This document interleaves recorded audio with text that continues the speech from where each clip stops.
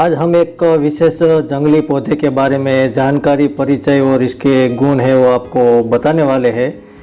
हम दोस्तों ऐसे ही इसे घर पर तो ग्रो नहीं करते हैं, पर ये पौधा दोस्तों अब ख़त्म होने के कतार में है। बहुत कम जगहों पर देखने को इस तरह के पौधे हैं वो मिलते हैं।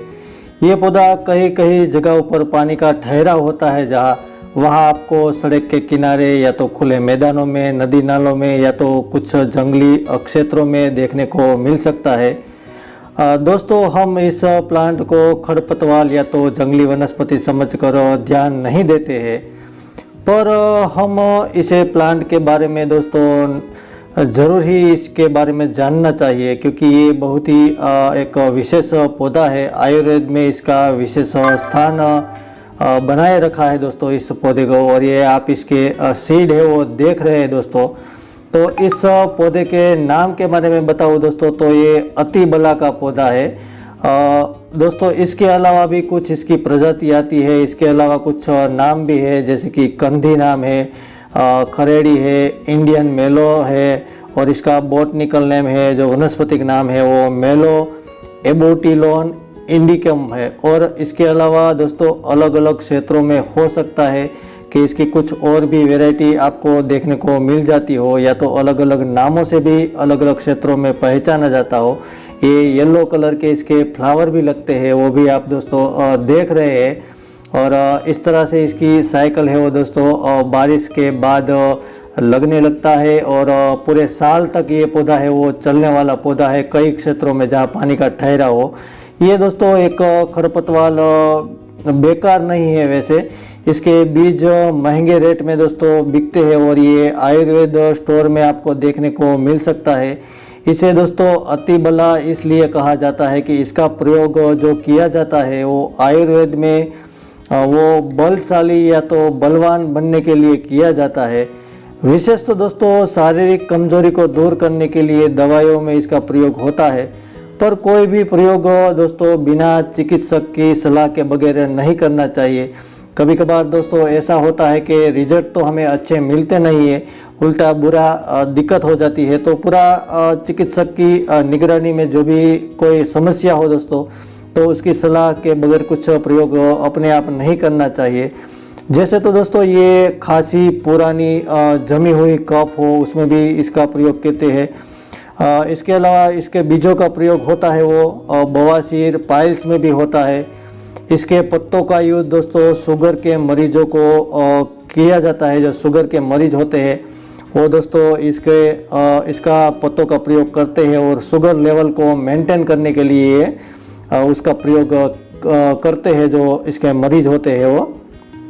इसमें दोस्तों इसके जड़ों और रूट और पत्तियों में विशेष एक तत्व होता है, जिसके कारण दोस्तों जो स्टोन और यूरिन के मरीज होते हैं उसके लिए काफ़ी फ़ायदेमंद माना जाता है। इसके फूलों और पत्तों को शरीर में लगे घाव में भी यूज़ किया जाता है। जहां दोस्तों आपको पता हो कि चोट लगी हो या तो कुछ घाव हो, वहां लगाया जाता है। तो काफ़ी हद तक इसकी समस्या जिसे होती है उसमें काफ़ी अच्छी तरह से दोस्तों ये राहत मिलती है। और ख़ास करके दूसरी बात बताओ दोस्तों, तो पाचन शक्ति जिसकी कमज़ोर हो और ह्यूमिडिटी ठीक करनी हो, तो उसके लिए भी इस प्रयोग इस पौधे का किया जाता है। तो ये पौधे कई गुना फ़ायदेमंद माना जाता है पाचन शक्ति और ह्यूमिडिटी को बढ़ाने के लिए। इसमें लगे फूल दोस्तों कंघी की तरह होते हैं, और इसमें आप अभी देखें तो पीले रंग के इसमें फ्लावर भी लगते हैं। साथ ही दोस्तों कुदरत ने ऐसी कई वनस्पतियाँ हमें दी है। ये भी दोस्तों एक महत्वपूर्ण ही औषधियों में से एक है। तो ये धीरे धीरे बहुत ही कम होने लगा है, बहुत ही कम जगहों पर देखा जाता है। खास तो दोस्तों जानकारी ना होने की वजह से हम इसे खोते जा रहे हैं। हमारा तो दोस्तों उद्देश्य यही है कि आपको ज़्यादा से ज़्यादा पौधे के बारे में जानकारी हो सके और इसकी पहचान हो, जिससे हम नेचर को हरा भरा और इसका प्रयोग किस तरह से होता है उसकी पूरी आपको जानकारी मिले दोस्तों। तो दोस्तों आप जान सकते हो कि ये पौधा पूरा गुणों से भरा होता है। इसके पत्ते है, फूल है, ब्रांच है, इसकी जड़ है, सभी एक विशेष तरीके से दोस्तों उपयोग किया जाता है और हमें इसकी जानकारी ना होने की वजह से हम इसे नज़रअंदाज करते हैं। तो दोस्तों मैं एक जगह गया था, वहाँ सड़क के किनारे एक मैदान था, तो वहाँ ये पौधा मिल गया था। लेकिन ये बारिश के बाद दोस्तों जहाँ पानी का ठहराव होता है, इसके सीड है वो नीचे गिर जाते हैं तो अपने आप भी ग्रो होने लगता है। लेकिन कुछ जगहों पर दोस्तों ऐसा होता है कि पूरे साल है ये पौधा नहीं रहता है। कुछ ज़्यादा धूप हो, जैसे कि गर्मियों का सीज़न दोस्तों चल रहा हो, तो गर्मियों के सीज़न में इसे अच्छी खासी दोस्तों धूप मिले तो इसके पत्ते वगैरह है वो सूखने लगते हैं, बीज है सूखने लगते हैं, तो धीरे धीरे ये ख़त्म होने लगता है। लेकिन कुछ स्थानों पे दोस्तों पूरा साल भी इसे आप हरा भरा देख सकते हो। इसमें फ्लावर भी लगते हैं जो कंघी की तरह दोस्तों आपने सीड देखे दोस्तों, तो सीड भी सूखने के बाद है वो दोस्तों धीरे धीरे तैयार होने लगते हैं। और इसका दोस्तों आयुर्वेद में काफ़ी विशेष स्थान होने की वजह से कई जगहों पर दोस्तों इसे खास करके उगाया भी जाता होगा, तभी जाके ही इतने अच्छे सीड है वो कलेक्ट होते होंगे।